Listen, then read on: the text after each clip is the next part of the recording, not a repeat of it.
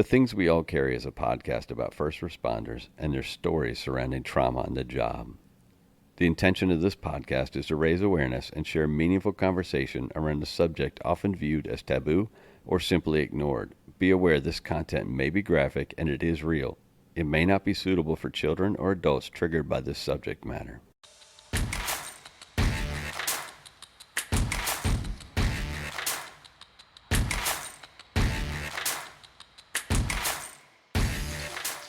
Thank you for joining me for another episode of The Things We All Carry. Today I'm joined by James Gearing. James is an author, a former firefighter of 14 years, a former stuntman, a husband and a father, and the founder and host of the Behind the Shield podcast. He is someone I value as a mentor of sorts in this podcast world. When the idea for this podcast was in its infancy, I reached out to James to ask a few questions. I sent him a message on Instagram, basically asking, is my idea even worth pursuing? Within minutes, he responded with a resounding yes and even passed his phone number on with directions to call. That call turned into an hour of do's and don'ts for podcast. His guidance and support has been invaluable since then. Recently, I was in Florida for a vacation, and not only did James agree to record with me, but he opened his house to me. What follows is our free-flow conversation on a few key topics in the fire service today. This episode comes complete with James' two dogs making a few guest appearances. I want to take this moment to thank James for the openness, the guidance, and the time he's spent talking with me. If you haven't heard his show yet, go find it, follow, and listen. A quick reminder to please help us build a community which not only recognizes, but supports each other through the struggles and recovery. Reach out through Instagram at The Things We All Carry or email mystory@thethingsweallcarry.com to offer support and share your story. Please remember to leave a review on iTunes and give a shout out to any first responder you know, love, or care about. Y'all enjoy the show. Cool. So like I said, we can just start with, now I did that, I readjust everything. We'll just start with a little bit of history. Okay. I'm not going to do a huge introduction. I'm pretty easygoing. I got to tell you, first of all, I'm a little nervous today, so I apologize. So I'm just very appreciative that you agreed to let me come in and talk to you. So thank you. Mate, we're brother firefighters. That's all there is to it. I appreciate it. And I'm going to introduce my audience to you, James Gearing out of Behind the Shield podcast. Behind the Shield 911, correct? That's just the Instagram handle, yeah. Okay. So the podcast is Behind the Shield. Okay. I'll let you talk about a little bit where you come from and how you ended up in Florida, in Ocala, Florida, where we're sitting today. Yeah. So I am originally from England. I spent 27 years there. Very long story, very short. I had dreamt of becoming a firefighter and was told during an annual school physical that I was colorblind, so could never be a firefighter, pilot, etc., etc. Fumbled my way through life for quite a long time. Ended up becoming a stuntman of all things and was overseas in Japan working as a stuntman. And I met a girl. She was American, so we moved here. And right before I moved here, I saw an article on Muscle and Fitness on a Miami-Dade firefighter. And I just had this kind of reawakening. This is ridiculous. I know I can see color. So when I got there, I ended up moving not even 5 miles from an amazing fire academy. So I decided, screw it, I'm just gonna go for it, and I'll figure out the medical. So when it got to the color vision thing, I said, hey, I'm only going to be able to see some of your book, but you point anything in this room, I'll be able to tell you what color it is, and the rest is history. So that was 2000, when did I come here? 2, and then I graduated from Fire Academy 2004. How old were you when you went through the academy? So I think I was 27, Okay. So not old, a little bit older than some of the high school grads. How long did you serve in the fire service then? So I spent a total of 14 years. Okay. Yeah, I started in Hialeah, Florida, just outside Miami. Yeah. Great, an amazing academy. We were hired as a bunch of non-certs, and then about half of us had all our stuff. So they sent the rest of the civilians through fire and EMT, and they literally beat the shit out of us for 3 months straight while they were going to school. So that bar, and I talk about this a lot, that bar was set so high at the front door. My academy was great too. So by the time I went into the fire service, the expectations in my own head were pretty high. Yeah, Florida does it a little different from Virginia, and I'm not sure how the rest of the country does it. In Virginia, each county trains up. Each county has their own academy. And so I know in Virginia or in Florida, there's a bit of that where you get trained before you get to an academy, correct? Yeah. So the way it works in Florida and California as well, unlike, for example, New York, London, where they're looking for all these civilians and then they hire them and then they put them through, the best way of getting hired is you pay for your own way through fire academy. You normally starts with EMT school first. You do EMT, then you go to fire school, and then when you come out, now you start testing. So after that, now you're going to go through a whole new orientation with that new department. So I worked for 4 departments in the end, so I don't know how many years I've spent as a probie, but it's a lot. If you work for 4 departments, that's a lot of probie years. No, thank you. I myself, I was 44 when I went through the academy, so it's interesting for me going through as a 44-year-old is completely different from those guys going through as a 19-year-old, 20-year-old. And it was amazing to see. So what brought you out of, what made you make the decision to leave the fire service? For everyone listening, if you hear whining in the back, that's not me whining about this interview.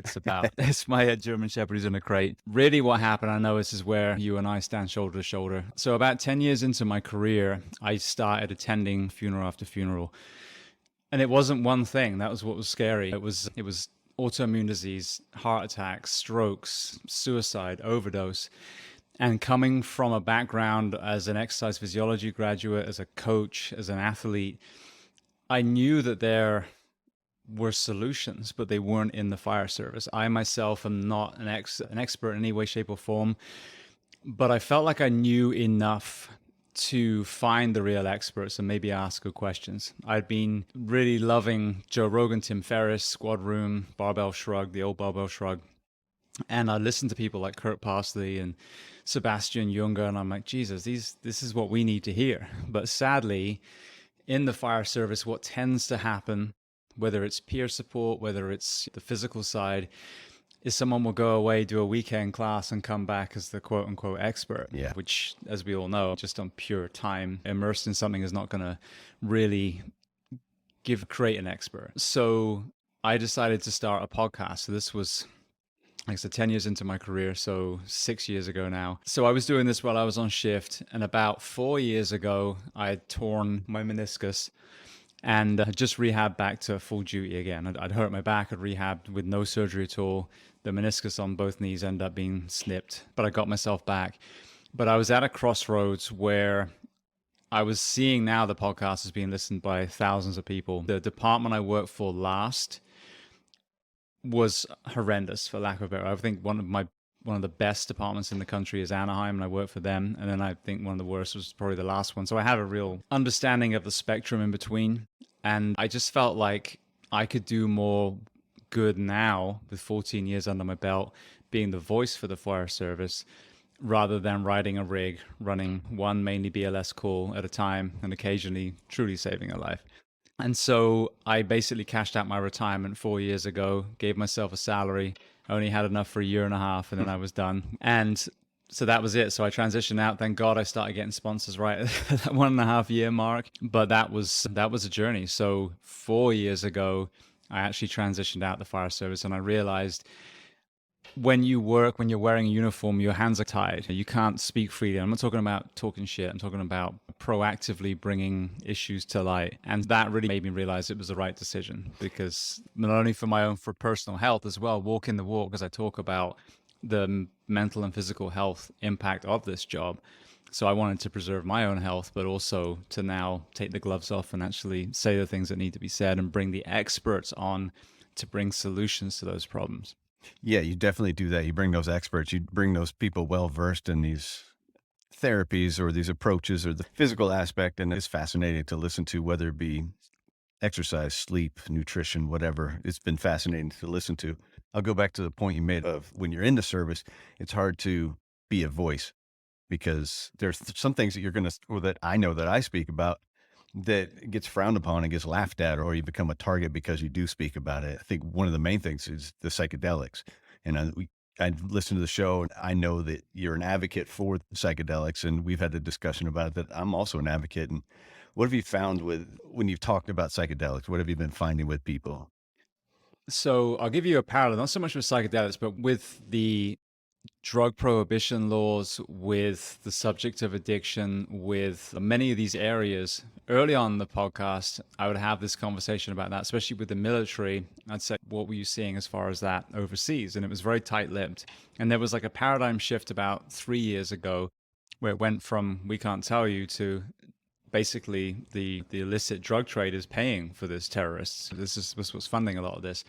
And with the psychedelics, I've seen that shift as well. My own personal experiences, I haven't had, as we talked before we started recording, I played with them in Japan years ago where they were legal and enjoyed them, had fun, but it was not a therapeutic thing. It wasn't something that I was going to from a mental health side. It was just recreational. My whole thing has always been this: if something works, we need to be talking about it. I can't stand marijuana just because it makes me feel like shit. But I see it work for so many people. CBD is amazing, the THC side as well. I see it work for so many people. So you and I have pulled the sheets over so many people that have died from opioid overdose. Why would you not advocate for something that you physically cannot overdose on? You're gonna overdose on the Doritos you eat after. So that, But as firefighters, we're probably going to overdose on those anyway. Right? exactly. Watching the way eating habits go.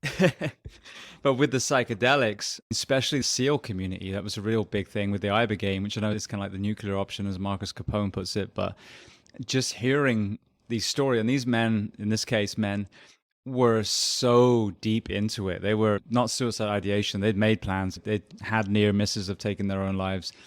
And to come out the other side with the other work that goes along with it, why would you not do it? We have all these prescribed psychiatric meds that work on a few people, don't work on most people. So again, because of our completely outdated drug prohibition laws that I've talked about this a lot, were founded on racism and job justification anyway, to have people who've served their communities in their cities and counties or served their country have to go to another country to get treatment that's working. We have to just have a blank canvas again and then put everything back the way it's supposed to. So for me, when I see something else that's working, it doesn't have to be about me. It shouldn't be about me. If Right. it's working for someone else and it's plant medicine, for Christ's sake, we need to be talking about it. In going back to marijuana, we just got lucky enough in our county that it's been taken off of the drug panel for us. And if we have a medical marijuana card, you're free to use basically. And obviously we're not using it before duty or on duty, Yeah. and we're not supposed to be smoking it, but cannabis has now become an option for us, which is a huge step forward in my opinion. It's going to help with sleep. It's going to help with anxiety, with stress, whatever. There's a lot of things that can help with, but my first reaction was we can't stop there. We need to push something. We need to push forward with other things. And I do agree with you. I think drug prohibition needs to be abolished and it needs to be repealed because we're not doing anything but hurting everybody else. Yeah. You look at what we see. We see the overdoses, which is the obvious thing. You see the homelessness. And a lot of homelessness you can relate to addiction because ultimately addiction is filling the void of mental health issues. Prostitution. There will always be some people that they choose that's how they're going to make their money. But how many do it purely because it's paying for their next fix? You look at the border issues that we have in this country. Why are people fleeing Mexico? You know what I mean? Haiti, it's not so much the drugs were there, but I just went there on a cruise. One of the most beautiful places on planet Earth I've ever seen. I've traveled a lot.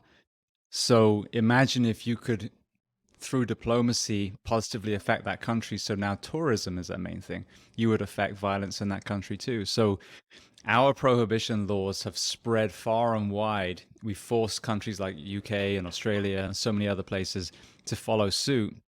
And we are also responsible for the issues in Colombia, the issues in Mexico. So that one person, Harry Anslinger and his cronies in the 30s, the death and destruction they've caused in almost 100 years. And now I think there's finally starting to be an awakening. And I hope, and we talked about it, I think, on messaging about Tulsi Gabbard. Yes. I think she's amazing. I think she's the kind of person that would actually bring something like this to light because it's only caused pain. So much that we see, the police, the fire, corrections, we're all dealing with this now, 90 years later. So it's not only going to save lives in all those different areas, but it's also going to open the door for the plant medicine world to save so many more lives in a therapeutic way. And you look at something like ketamine. Ketamine is approved in all 50 states for therapeutic use. And I don't know why, as first responders, that shouldn't be available to us. So my argument to a fire chief when I've sat down with him is we need to do everything. We need to make every option available to our firefighters, especially after a traumatic call. So we had a crew, I don't know, probably a year and a half ago now, run a infant CPR right out of the gate on 06 in the morning. I firmly believe a crew like that should have been taken out of service for the day, offered whatever therapy they prefer, replaced with a different crew, and then given the day off and come back the next shift if ready. And something like a ketamine therapy or any kind of a guided therapy, or even just a regular therapy session needed to be offered to these people, not just, hey, go home and deal with it, or not, excuse me, stay on shift and deal with it. Yeah. Yeah. So you mentioned that you worked for what you felt was the best department in the country. So one of the best, yeah. One of the best. What makes it one of the best, or what made it one of the best? So Anaheim. I'm getting attacked by a dog. These dogs have been such a pain in the ass for this interview. So what made it the best was simply the bar that was set. And it's funny because we talk about the hiring crisis, and I see departments lowering their standards in this false belief that you will now have all these people coming in because you made the bar lower. What I saw was the complete opposite. And Anaheim's a perfect example of that. So when I tested, there were 1,000 applicants for 30 spots. But each one of those applicants was a certified firefighter, EMT or paramedic, and they pretty much all had either volunteer firefighting experience or ambulance operator or both. So a solid resume. And on top of that, their probation, you had 3 tests, really in-depth tests. There was a physical portion. There was a written portion, I believe, as well.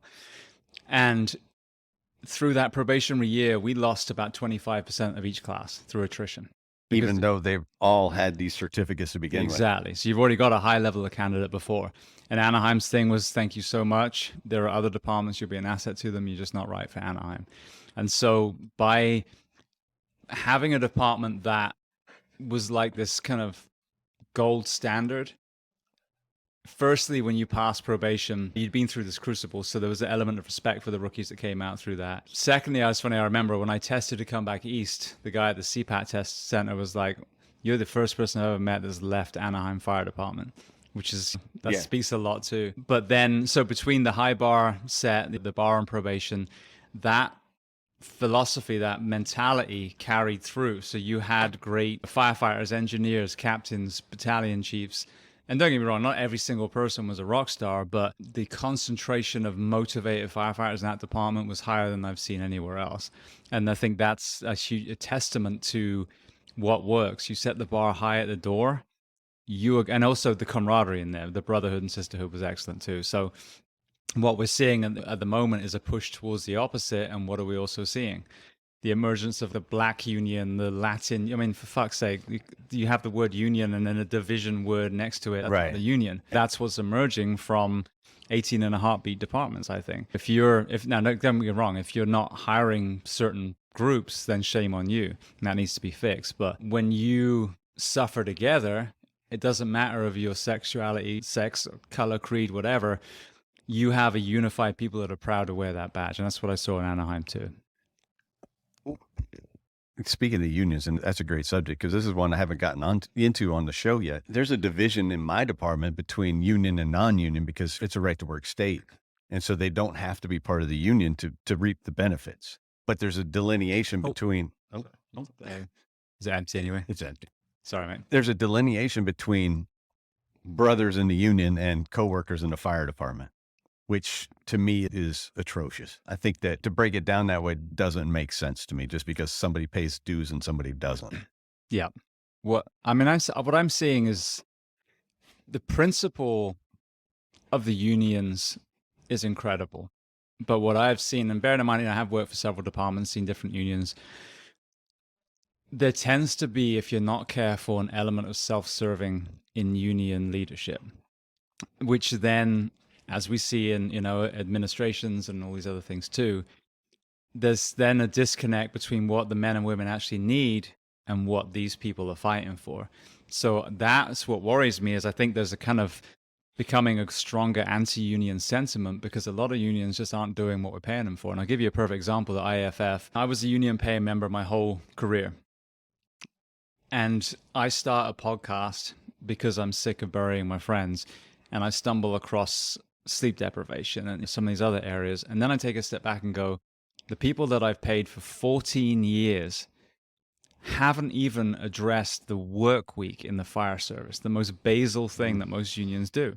And we have anywhere from what I would consider the most progressive shift, which would be a 42-hour work week, 24/72, or a version of, all the way through to our federal firefighters that are on one off, 72 hours a week. Now, I get some departments may be a little bit busier than others, but let's take the median. The average urban or suburban firefighter is probably working 48, 56-hour work week, 24 on, 48 off.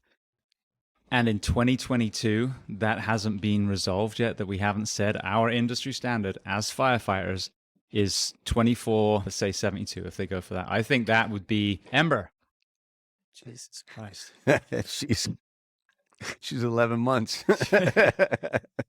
that would give our men and women enough rest and recovery to get as close to normal by the time we return to shift again. So how can you push a pro-union narrative when your union hasn't even done the most basal things, when the mental health solution is one center in the very northeast corner of the country that can only accommodate X amount of people, that costs X $1,000 to go to in 2022?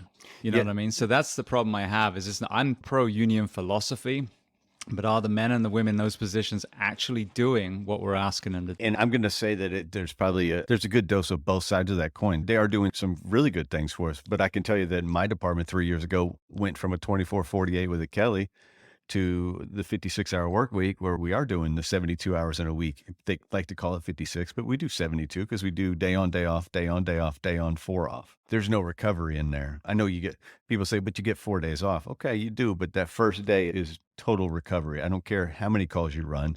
Your sleep is completely screwed up because you're up at all kinds of times. You get up for work earlier than you get up to go home, and so you never get a routine going. The routine is chaos. So that first day is recovery, and then that last day is just trying to get yourself ready for the next shift or the next tour. It's a horrendous schedule, and I'm not going to belabor that point too much, but in my case, we actually took a step backwards on our schedule instead of taking a step forward on our schedule. And I can't blame the union for all of that, but they did play their part. Yeah. And I think that's the problem, is, as you probably know, I bring a lot of people on to discuss sleep, because only in the fire service do we think that it's okay that the person who bags our groceries when we go buy stuff for lunch and dinner tops out at 40 hours, but you and I that will wake up at 3 a.m, climb a ladder or whatever we're responding to, and then work a PD code, and that's okay for us to work 56 if we even get to go home and don't have to work, as we said, a 70+ hour week. You ask any normal person, they'd be like, no, that's insane. I don't want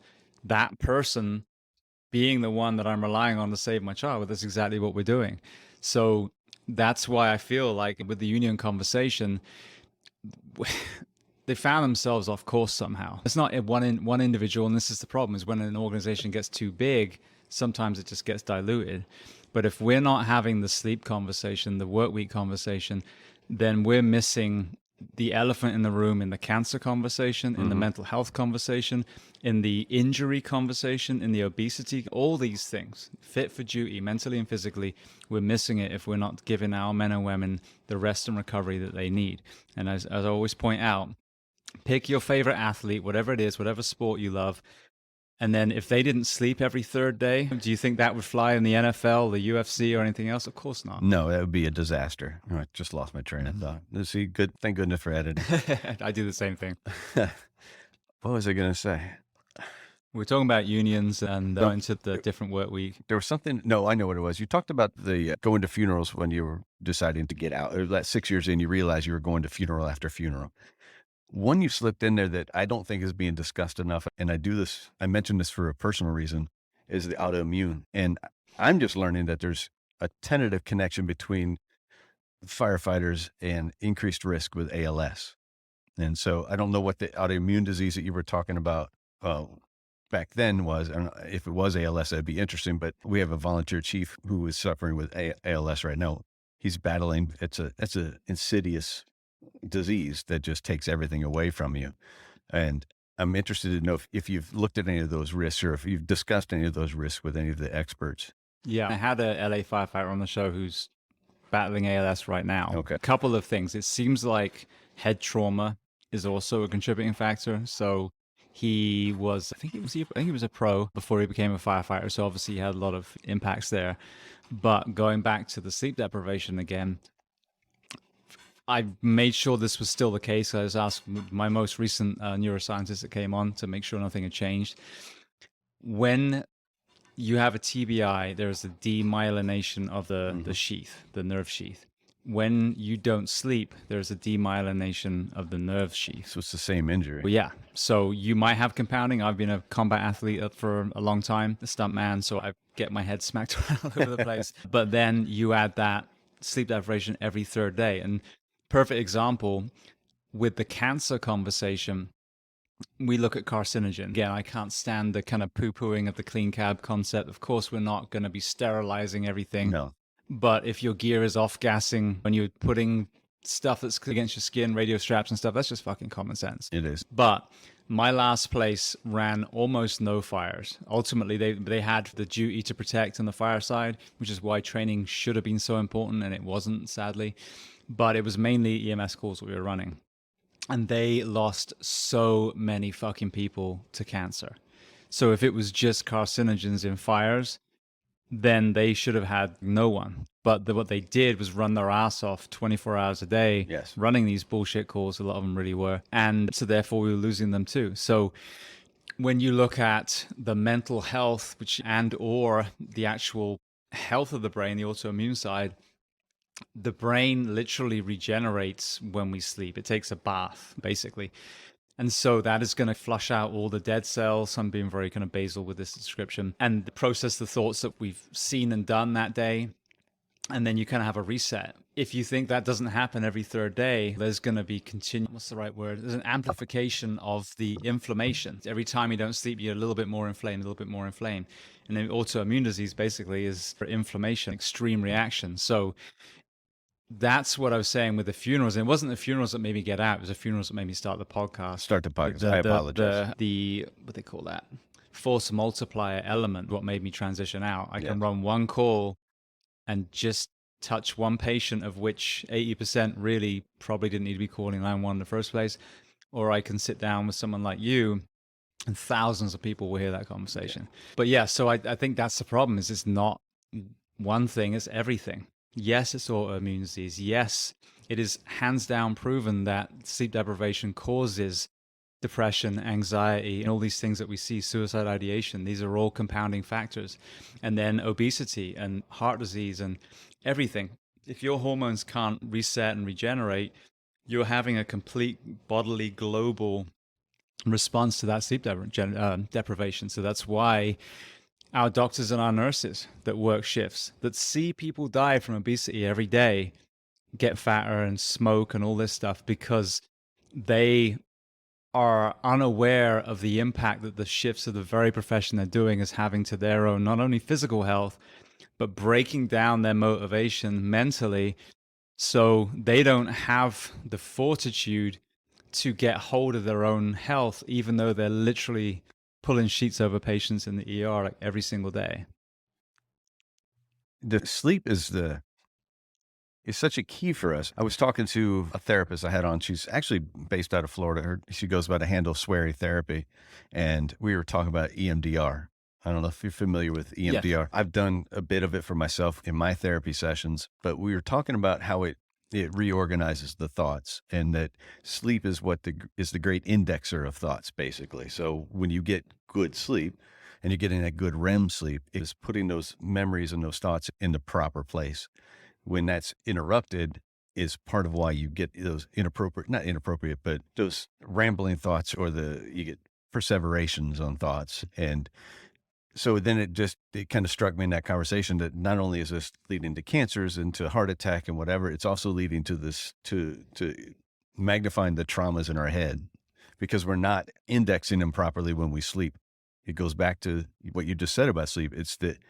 It is that great reset. It's that time to get your brain the rest and the recovery. And if we're not doing that, nothing is going to happen for us. Nothing good is going to happen for us. I think what's scary, and this is well illustrated by the kind of prejudice that was towards suicide, the kind of attitude towards someone that had taken their own life, is you have words like, oh, it was so cowardly. that they did that. How selfish. When you look, and I have this reported, I've had hundreds of people that have been close to, or some actually made the attempt and they survived, have taken their own life. And it's the same thing over and over again. There's one element, obviously, of wanting the suffering to end, of course, but the big resounding element that we don't think about is the burden. They feel like a burden. So when you don't sleep, you are literally miswiring your brain.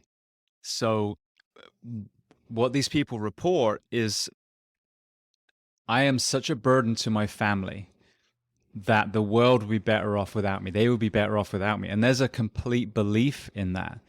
And the problem is the healthy brain from the outside goes, what are you talking about? And a perfect example, in Florida, we had that couple, both police officers. I think he took his own life first. And then I think a week, 2 weeks later, she took her own life. They had a brand new infant child. And now that kid has no parents. So you and I slept and whatever. And go, well, what would, why would they do that? That's so stupid. That's so selfish. No, they at some point had a belief that that baby would be better off. What a crazy thought, but that's how miswired the brain becomes through unaddressed trauma, but also through sleep deprivation. It magnifies that. And just to kind of add validity to that argument, if you go through Green Beret selection or do Hell Week in Buds or whatever, they're deliberately depriving you of sleep to get you to quit. And you listen to some of these stories, like I think it was Andy Stump was talking about seeing a train in the middle of the ocean when he was on his dinghy. This is only 3 or 4 days without sleep. Right. We're talking about our men and women are chronically deprived over decades. So that is what's, I think the real thing is that when people say, oh, think about your family to someone who's suicidal, like, they are thinking about their family. What we need to get out there as a message is understanding the impact of all these areas, including sleep deprivation, but also if you are believing that you are a burden to the world, there's your fucking red flag there. Yes. That is what we need to be looking at, because that's the real warning sign. You start believing that the world is better off without you, you sure as hell need to pick up the phone and call someone as soon as you can. Yeah, I've had a discussion about suicide and around the table at work or in the rig at work. And for years, myself included, it was the same thing. How could you even think about committing suicide? What a cowardly thing to do, or how selfish are you? And then I did talk to a couple of people and also listen to a couple of different shows, and it comes around to where they find this peace amongst themselves or in their own brain. Okay, no, this is the right decision. I am helping somebody by killing myself. And it's stupefying to think about. And it did create a different thought process for me and for a bunch of coworkers that, hey, this is an illness, it's not a selfish act. Yeah. You have homeostasis, where everything in the body is in balance. It's the other side. It's Right. chaos. Yeah. You know what I mean? I always tell people, you want an analogy, when you're up on a building somewhere in a fire and you're towards the edge, let's say the fire's over, so you're kind of not in that flow state. There is that invisible hand pushing you away from the edge. So I don't know if you get this, almost like a kind of tensing in the groin area. Don't you do it. Imagine if you got to the point where that hand is now behind you, pushing you forward. That's where they are. And even people don't think about this, but actually suicide and homicide are actually, you see these murder-suicides or these school shootings or whatever. Again, you stand on the outside and go, how could you go into an elementary school and start shooting children? It doesn't make any sense. That's the point. So that these people are in crisis doesn't mean that moment you're going to have sympathy with the shooter. But this mental health epidemic that we've got going on, what's so tragic is our responders are suffering silently, and we're compounding. We're slowly clicking that jack higher and higher with each night of sleeplessness and each added trauma that we see, and each the day of unaddressed childhood trauma, and each element of organizational stress, and each relationship problem. Some of these people get to the last click on that jack and everything collapses. I got more company. You come to a podcaster's house and it's the worst interview technically you had to do, with dogs everywhere. And I'm trying to remember now, because now this one's got me distracted thinking. Hold on. Nini, no. Where's she going? Oh, you got me. Watch out. She wants to lie right here, but I can let her through. Come on now. Stay. Don't you think about it, dog. Lie down. Lie down. Okay. So we talk about sleep, and it's a huge piece of it. We don't do ourselves any favors. We don't spend the days off recovering the way we should. And some of that's twofold. Some of that has to do with the fact that we live in areas where we can't afford to just be firefighters. And the other side is we like to go out and enjoy ourselves as well. So there's obviously a lot of drinking. There's a lot of extending yourself on your days off. And I don't know how you dealt with any of that while you were in the fire service, but maybe we can talk about that a little bit. But as far as extending, I'll give you a perfect example. Before the end of my marriage, my ex was not working. I was working one of the busiest rescues in Orange County, getting my ass handed to me. And then every day off, I was doing a full day as a lifeguard. So one day as a fireman, straight there, lifeguard for 2 days, and then go back as a fireman. And I'll never forget a Skype call with my mom back in England. And she goes, "Darling, you look like you're dying." And that was like a huge eye opener. I did actually just say, all right, we need the money, but I'm going to have to figure something out because I can feel like it's killing me. But I think the problem is there's such a lack of education on sleep just in general. And people in the right circles are really starting to talk about it. There's some good books come out. Lifetime that I talk about with Professor Russell Foster. Absolute must read.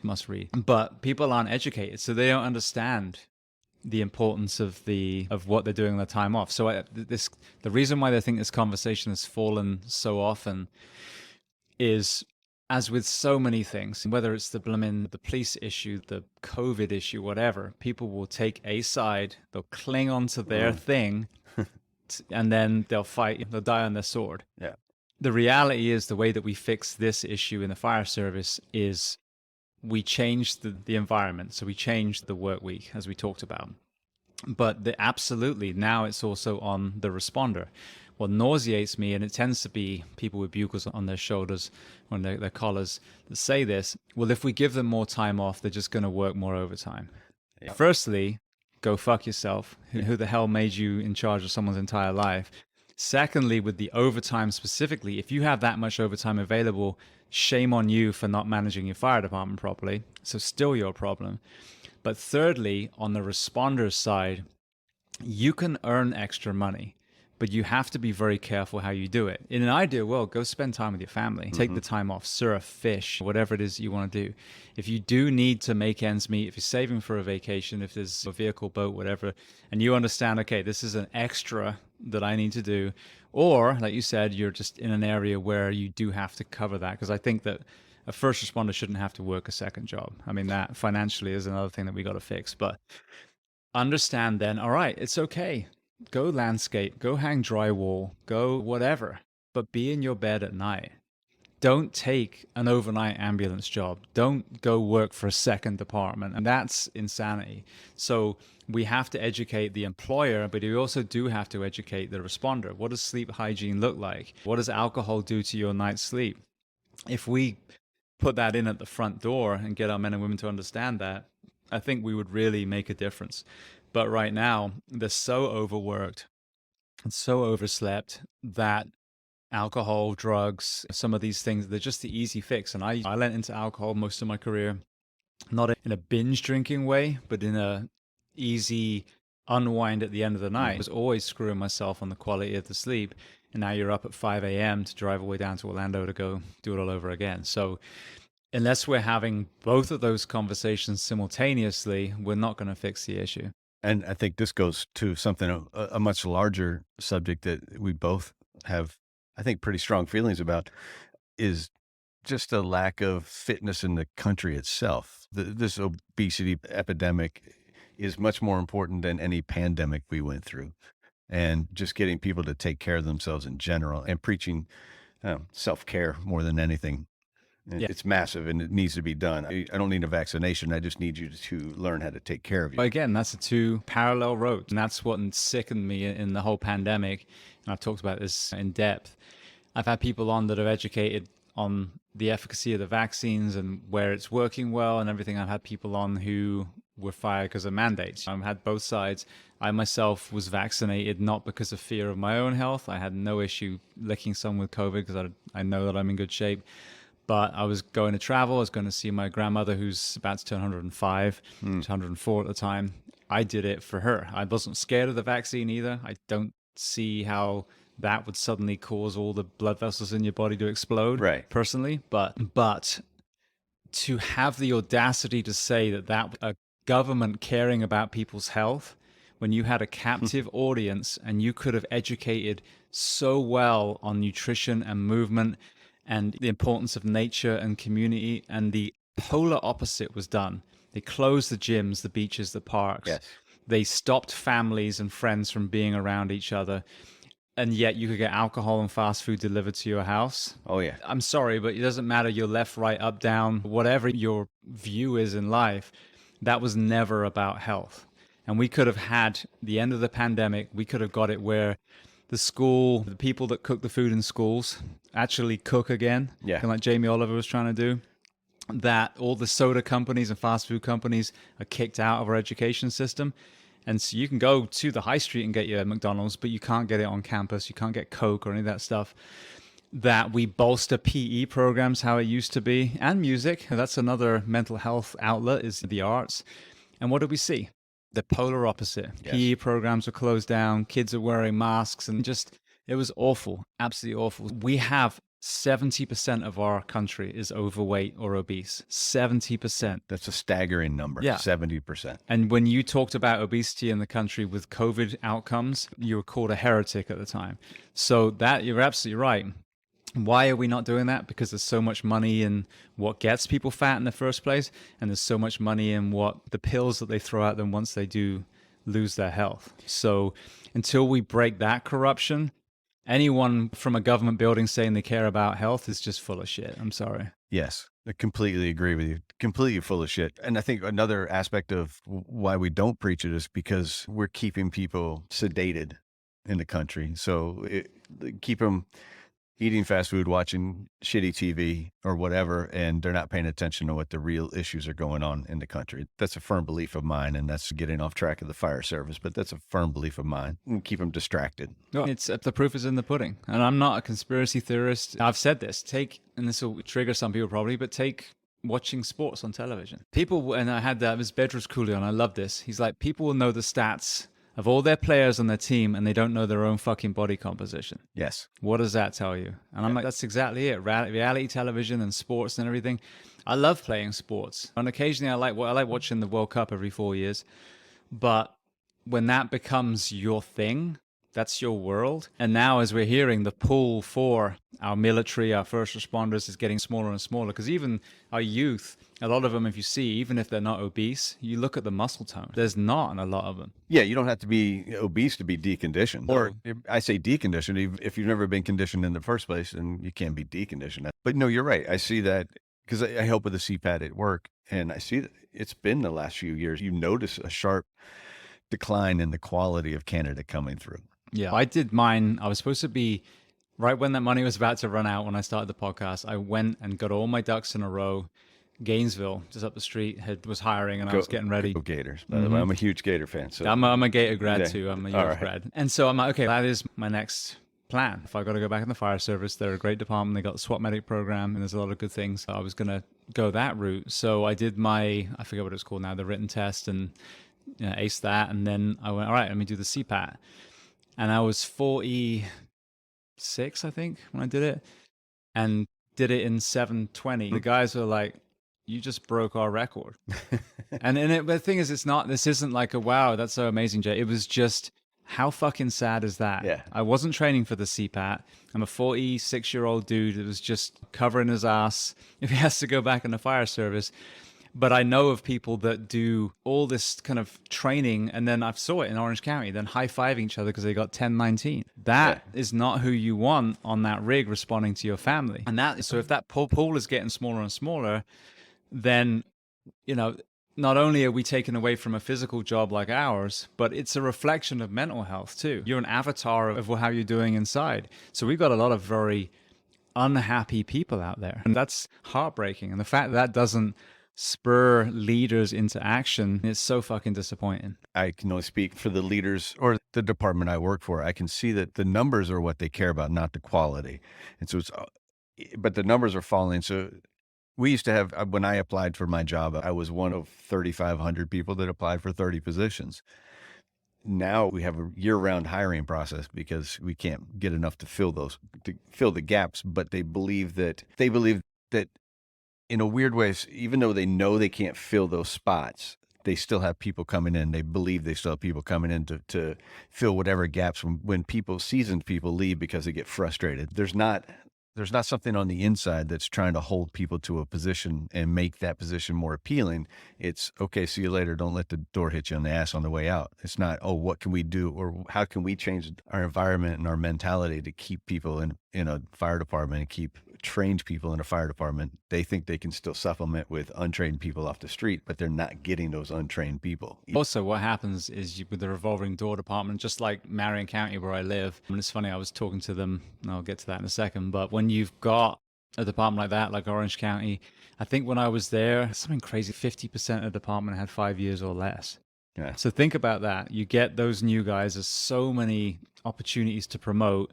So now you've got, say, a couple of probies in the back. You got an engineer who's got 3 years and just got promoted. You got an engineer who's riding up as a lieutenant. So the total of that entire rig might only be 7 years experience. You pull up to that structure where a salty veteran would be, we're not going in here because of this. We're not going on that roof because of that. We're not going on that scene because it's not secure yet. They're just going to walk in blindly because none of them have ever seen that scene before. So that operationally, that's the dangerous thing when you allow veterans to leave and you're like, oh, I'll just replace them with a young guy with a smaller salary, is you lose that experience. You might have that medic that could have saved that child because they're understanding of previous calls.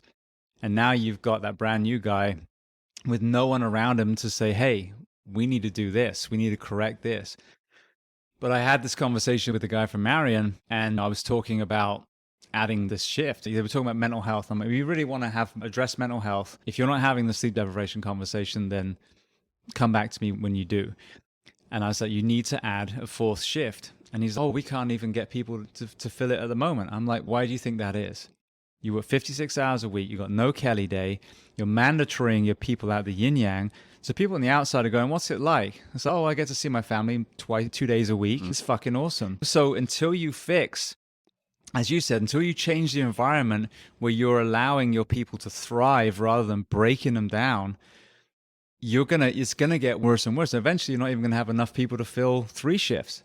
No. Period. So, at what point do you say, this has been a false economy, we're bleeding money, let's actually invest at the front door, let's put in a fourth shift, let's raise the bar back up, let's challenge the local responders. I bet you can't fucking pass our probation. Get them excited about it. I guarantee you have people turning on their heels and coming back into your department.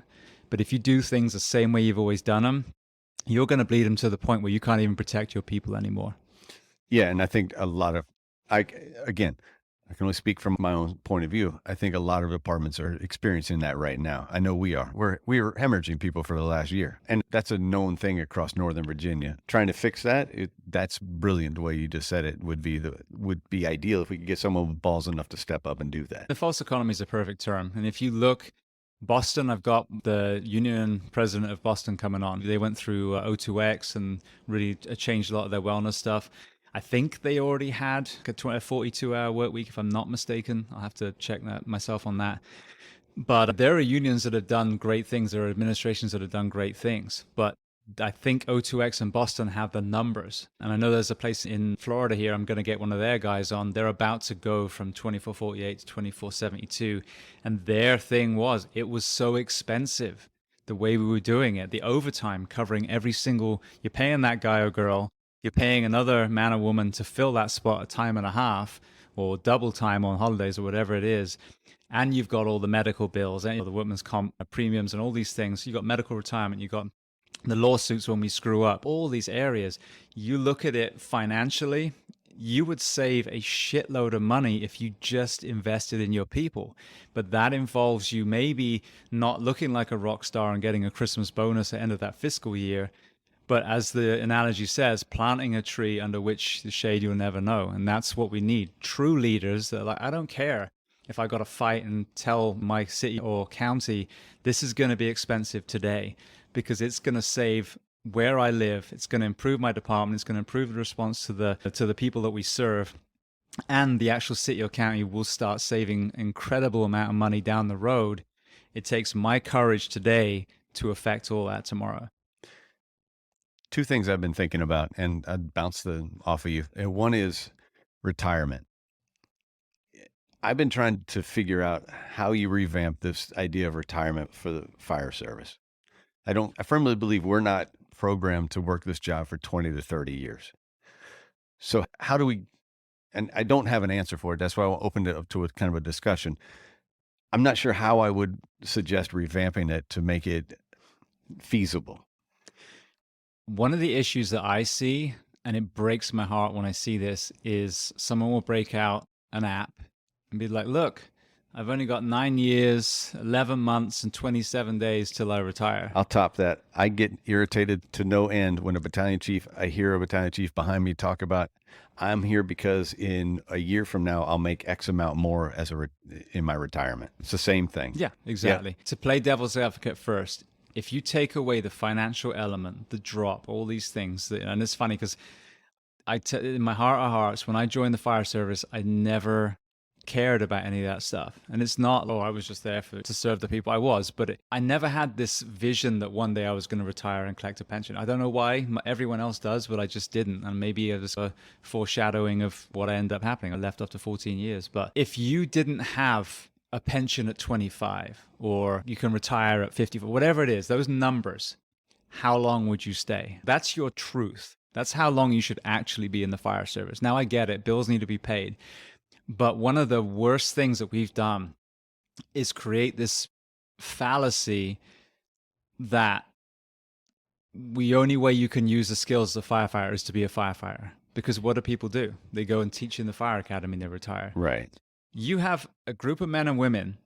Someone picks up the phone, says, hey, I have this emergency and it doesn't involve arresting someone.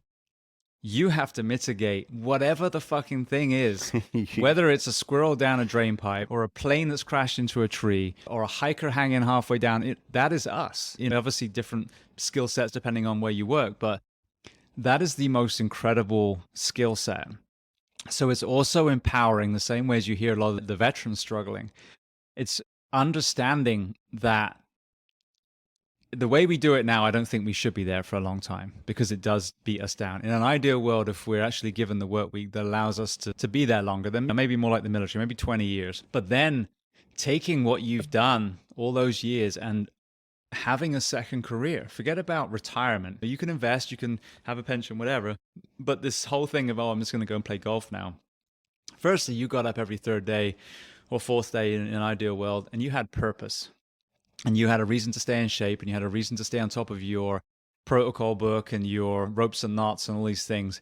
So to then just go and wait for death on a golf course seems crazy to me. But what an amazing skill set you walk out the back door with. So I think that's the conversation I don't hear people have is, what do you want to do now? Do you want to be like Paul Combs and be a full-time artist now? Do you want to be a ropes guru in some hearing play? I mean, you can be James Gearing doing a podcast. Yeah, be a freaking annoying Englishman and have a microphone, whatever it is. But there's so much we can do. So it's, what do you want to do? And the thing is, I just feel like we feel so autonomous in this job because, especially on a rescue when there's two people. So in Florida, our rescues, what we call them, is the ambulance, but you have all your fire gear as well. And so that's just two firefighters that show up. And you do feel autonomy. Sometimes you're the first to the building, you're the first to the car, whatever it is. But at the same time, when you take a step back, we don't have a lot of autonomy in the fire service because you're told what to wear, how to shave, when to be there, when to go on target solutions, when to test hydrants. So you become neuter a little bit. And that sounds weird as a burly firefighter or whatever, but we do. You have been told exactly what to do for 10, 20, 30 years. So I think that's the problem when we get to the back end. We don't believe we can do a lot of shit on our own anymore. We just don't because we've been told what to do all that time. So I think it's really inspiring the responder to transition out when they're ready, when it's their time, and B, empower them to make movies, write a book, become a professional musician, become a joiner, whatever it is, and use that skill set that you had in the fire service in something that you love. And I think with the service side, what you're doing, what I'm doing, you can still serve in so many ways. And I think that's the other important thing. We want to make the world better. We do it in a uniform. There's a million ways to do it outside the uniform as well. I got to plug in. Yeah. I don't want to unplug something either. Yeah, no, you're good. Ember, get down. Come on. I always forget to plug in. It's always something. I'm still learning. Like I said, it's getting to my house and I got dogs everywhere. So it's just, but this is real world. I always tell people, I'm not looking to be polished like Jocko or Joe. Oh, no. What happens when? I don't know about you, but I'm one person. I can't be polished. No, exactly. So I don't have an Echo Charles or a Jamie. So, yeah. So along the lines of the retirement, one of the things that's been on my mind is basically a cost loss analysis. So you've 14 years in the fire service. You found your reason to get out. But a lot of people are adamant that they can't get out. And it goes along the lines of, we don't know what we would do outside of the fire service. But I think it also goes along the lines of, it's a sunken cost fallacy. So I've already put X amount of years in. I have to do 20. I need to be invested. I'm already invested. Yeah. Why would I just jump out of this? And it's a balance. And I guess that it's weird because we just sat here and talked about losing experienced firefighters. But now I'm also talking about, hey, once you're experienced, get the fuck out. And I don't mean everybody needs to get out. But there's a general unhappiness among some firefighters that I talk to across the board. And then I ask, why are you still doing it? Oh, because I have to. Trying to teach people that, no, you don't have to. And that's what we just talked about with the retirement. You don't have to. And I don't know where to find that balance of, okay, we need X amount. We do need experience in the fire service because that's a must. That's how you pass on education. That's how you pass on, as much as you might hate some traditions, that's how you pass on tradition. But we also don't need people feeling like they have to stay because that doesn't bode well for the health of a department. No, and that's the thing is you said that fired up firefighter with experience is an asset. That disgruntled older firefighter, and I'm saying just disgruntled, I'm not saying all of the firefighters are disgruntled, but the disgruntled responder is a cancer in the fire service. Yeah. You know, where do you get to that point where that person transitions out before they become disgruntled? I forget what it was now, but I put a post on recently. I think it was about just my gratitude for being able to wake up in my own bed and that kind of thing. And there was comments like, we've only got 10 years to go or whatever. And my response was, no, you don't. No, you don't have any years to go. You could literally stop tomorrow. And the funny thing about fire service, when I did my last time in Orange County, which was the one before my last one, I wrote about it in the book. I'd actually put my paper in. We had a code, came back, and basically got shafted yet again. It was a rescue medic, and the way it works down here, you get stuck on the box. Love being a medic, but I also a firefighter. I need to have time on the engine to make sure my skills are sharp, and I do ride up as an engineer. And got the shaft again. You're back on the box, and you know what? I think I'm done. I'd put my stuff in for another department. I got everything except the medical. I'm not going to fail the medical, and if I do, then it's my own fault. But so I put my papers in. Anyway, 2 more horrendous things happened in that shift. But so I don't know. I was even using that example, but anyway, so. With this whole, I have X amount of time to go, that's what I was going to say. So with the fire service as well, you don't have to put in 2 weeks. Because think about it. It doesn't change anything. They got to hire someone and put them through an academy. Right. So even your 2 weeks is bullshit. Really. You could literally say, today is my last shift. And then I'm retiring or I'm transitioning, whatever. But one thing that I notice is around in the fire service, in a busy department, I think around the 10-year mark, is where you start to crest a little bit. You haven't seen everything, you haven't done anything, but you've seen a lot, and you've done a lot by that point. And what you get from each call starts to diminish. You've been on hundreds of fires and hundreds of wrecks and God knows how many cardiac arrests. So now you're starting to take smaller and smaller pieces. So if you're going to leave the fire service as it is and just fucking murder your people, I'd say 10 years. It's time where you've still got your health. It's time to transition out. And you look at the military, like a couple of enlistments, like an 8-year period, That's pretty respectable in the military. It is. It's very rare you hear someone did 20. Right. So yeah, so it's like understanding that you're being a slave to the pension. You're not Yes. actually doing what you dreamed of doing when you're in fire academy anymore. Now you're just counting down the years and thinking about Cobra and drop and all these things, which have nothing to do with service. So if you love serving and you've tired of this particular profession and you fix things, you might be tired because of stress and everything. But if you've lost that love, then transition out. There's, Right. no time like the present, because how many people have gone to different careers and made way more money than they ever would have collecting off their pension? No, there's an aspect to it of adult learning still, and that leads to a quality of life later down the road. Anyway, it keeps your mind sharp. As you learn, you stay sharp. And that's healthier for you as you age. I know you got to get to pick your son up here pretty soon. So I'm going to ask you the two questions I ask everybody. I'm not sure if you've ever heard the show, and it doesn't matter to me. I ask everybody two questions. One has to do with an everyday carry. And the reason I ask that question is because I've called the show The Things We All Carry. As a firefighter, you carried everything into a call that you needed. But when you came out of that call, you carried something with you that impacted you from that call. Putting those aside, what's something that you would carry on your person every day that you feel naked without? So not so much on my person, but I've remained a rescue Randy. So I feel naked without the tools that I can use to save a life. So I don't carry them specifically on my person. I'm absolute minimalist when I'm walking around. I even wear my wedding ring usually, unless my Right. wife's looking. I'm remarried happily. But in my car, I will have a pistol because, again, God forbid, I'm in a place where that would be the tool that would possibly save a life. I don't walk around thinking I'm John Rambo, quite the opposite. But I have tourniquets, I have a mask, I have a lockout kit, I have a trauma kit. So that's really, it's wanting to be there on someone's worst day and having the skill set to actually save a life. So this is more of a kind of operational answer to your question, but it's true. I think the most frustrating thing would be to have transitioned out being a medic or a firefighter and not having the tools to use. So I have a window punch. Basic stuff. I'm not going to carry Right. a 24-foot ladder Right. on my roof or That would be awkward, spreaders. but yeah. But yeah, so that's it. Like, still, I think this is the thing too. When people say a Marine is never retired, fucking A to the fire service too. How can you not be a firefighter? You're a fireman. You retired 10 years ago. Let's say you were a medic too, and there's an overturned car on the freeway. Are you going to drive by? Yeah, I'm no, collecting my retirement. No. None of us are going to do that. No. So to me, that makes it exciting that you can still keep your training. Pick and choose what you want to train on, what would be valuable as someone who's not being paid to be on a rig anymore. But keep up my medic license. And every 2 years, I got to do my research this year again. Take trauma classes. Even I'd love to go do a VMR class again, extrication class. Because even though I'm not going to have those tools on my rig, there's hand tools and those kind of things. You never know. That one little thing might help. Swimming, lifeguarding, all these areas. So to me, that's it. I keep being a responder. You're just not getting paid for it anymore.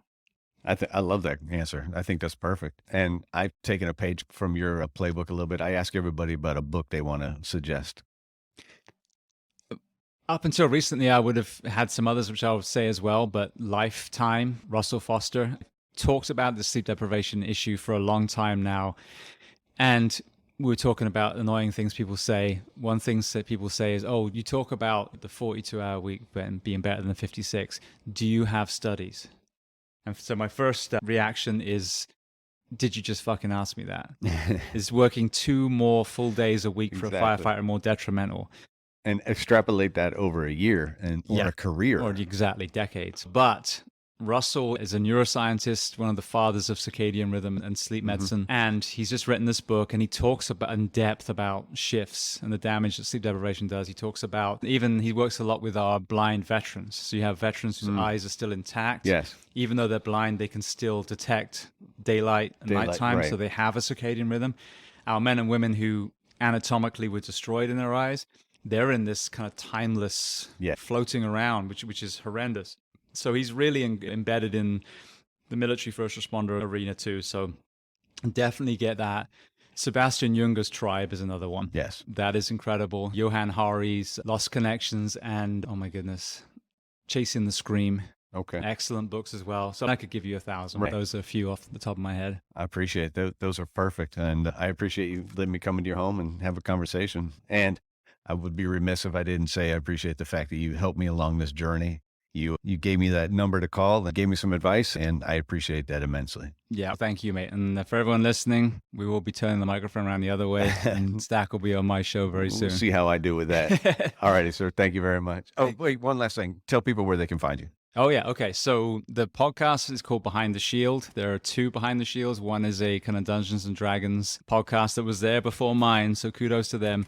My one, Accent Halligan on the logo, so you can't miss it. The book I wrote, One More Light. You can find that on all the Amazon stuff too. And then on Instagram, Behind the Shield 911 is the best place. Perfect. All right. Then we're done. I appreciate it. We're out. Thank you. Cheers. Thanks for listening to another episode of The Things We All Carry. Head over to the website, thethingsweallcarry.com, for show notes, resources, and to sign up for the newsletter. Until next week, take care of yourselves and remember to check in on each other.